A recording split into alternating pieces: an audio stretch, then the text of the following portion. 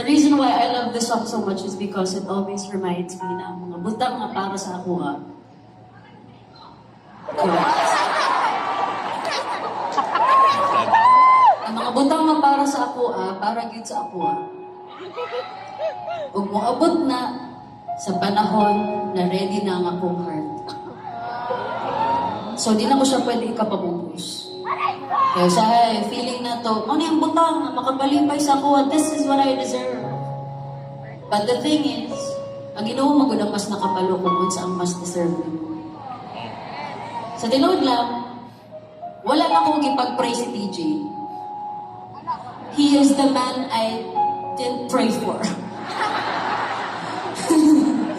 Ang binuang no?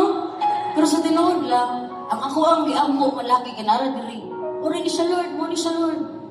Mo ni ang tao nga barang ako. Pero sa tinuod lang, anang Ginoo dili na ako. Kay mo ni mong deserve. So sometimes, when we get broken-hearted because things are taken away from us, people are taken away from us, sometimes, feeling na to, sumaniwi, wala lang madjukoy kadamugan. Pero these things happen because we are being redirected to where we should be. And being redirected to the people we deserve in our lives.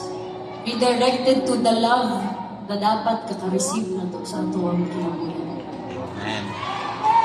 So if you are that person right now, bisag sige ipaningon ta kadiyang sayo-sayaw, kanta-kanta. Pero sa imong kasing-kasing, you feel like you're waiting for the right opportunity, the right person, the right timing. Take comfort in knowing na ang kanang mabutang, it's gonna come when you are ready. And when it rains, it's gonna pour. Bisag unsa man imong pugong sa mga panalangin, sa tao, sa oportunidad na para sa mga mababot yun na para sa mga. So right now, just focus all that love. Padok sa mong sarili. Because we only attract the love na deserve nato if we show them, if we show the world that we also love ourselves.